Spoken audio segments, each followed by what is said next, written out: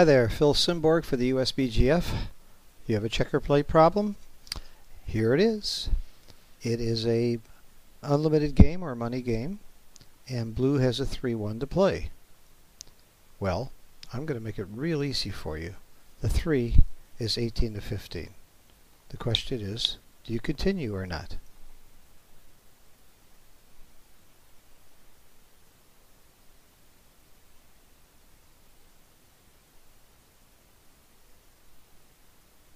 Okay, the answer is that you do continue for several reasons. Number one, the most important thing is, what is your goal? Is blue trying to stay back and get a shot and hit red? Or is he trying to get past red and win the game by racing?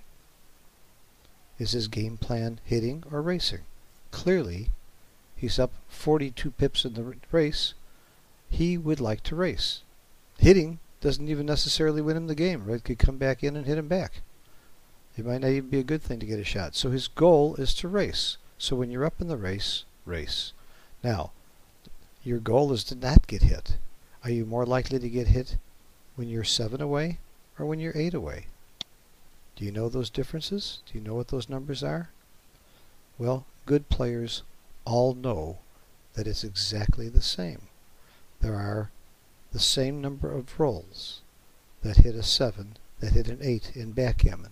We know that's not true of when you're playing craps. There's more 7s than 8s, or else they would change the rules if you were playing craps at the crap table, because doubles don't count as doubles.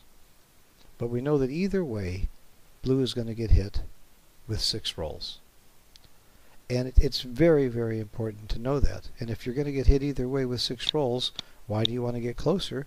Because in your next roll, you need to roll higher than a 7 to clear the checker, as opposed to being here where you would need to roll higher than an 8 to clear. So you have a lot more chances to get by next time by getting closer. Let's take a look at what Extreme Gammon says. It would be a 14.5 error. You're going to win the game only 63% of the time, as opposed to 69% of the time. That's huge. That's a big percentage. Now, you could stop and count all the 7s. You know that 4-3, 5-2, and 6-1 are the 7s. You could count all the ways to roll an 8. 5-3, 6-2, double 4, and double 2. And you'd know that you could stop and do that. But what happens if you have a choice between leaving it 9 away and 10 away, or 9 away and 7 away? You have all kinds of choices. You should know the odds at any of these positions. And I even have a PowerPoint that I use for my students that shows the table that all good students know. 11, 12, 14, 15, 15, 17, 6, 6, 5, 3, 2, 3. You should be able to recite that. You should know it by heart. If you don't, learn it. Figure it out for yourself. Write down and make this table yourself and study it. You should instantly know that when a checker is 6 away, there are 17 shots. That will help you when you have multiple shots. Well, let's say you have a checker 6 away and 1 away. Let's look at that. How do you figure that out? Well, I can tell you right now that it's 24 shots.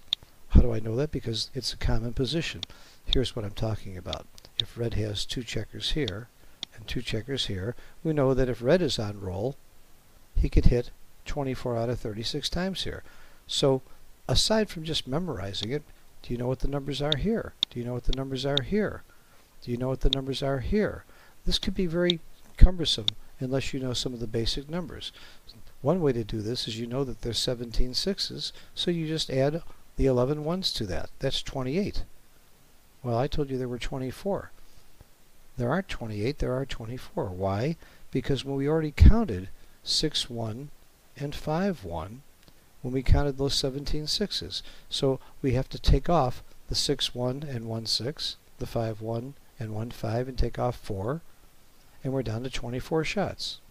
So backgammon is all about odds. No matter what the position is, you're constantly figuring the odds, and if you have to stop and count all the shots and all the ways to do these things over the board and to come up with these numbers over the board, it will take you a long time. your head will be spinning and you'll stop losing focus on the main things about like how to play the checkers and when to give the cube. There are all kinds of other odds that you need to know. What are the odds of blue coming in now? Well, they're 11 out of 36. I know that's 30.5%. Well, that's just from repetition and practice, but it's 11 out of 36. How many times will blue come in now from the bar? It's 27. How do I know it's 27? I just know that when you have combinations of three numbers, you have 11 ones, 11 twos, 11 threes, but you take away the duplications and you come up with 27 numbers, but there's an easy shortcut for that too. There are 1, 2, 3 points made. 3 times 3 is 9. There's 9 rolls that don't come in. That leaves 27 because there's 36 possible rolls. All of these things should be studied and known very, very quickly. 16. 4 times 4 is 16. 16 rolls don't come in. 20 do. These things are very, very important no matter which side you're on, not just for the cube, but for how you play your checkers and where you put your checkers on your next roll. So these are very, let's just prove, by the way, let's just take a simple proof that why this came up to 9 rolls. What doesn't come in here? Double 6, double 5, and double 4. That's 3 rolls. 6, 5 is 2 more rolls is 5. 6, 4 is 2 more rolls is 7. 5, 4 is 2 more rolls, that's 9. Those are all the combinations that don't come in. So you know that 27 rolls do.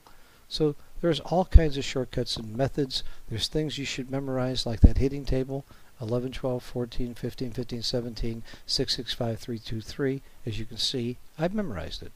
And we all should know these basic odds of the game. If you don't understand the basic odds of the game, you're just making wild guesses or you're doing way too much work over the board. Hope this was helpful to you, and thanks for supporting the USBGF and for your wonderful supportive comments about these videos. Bye-bye.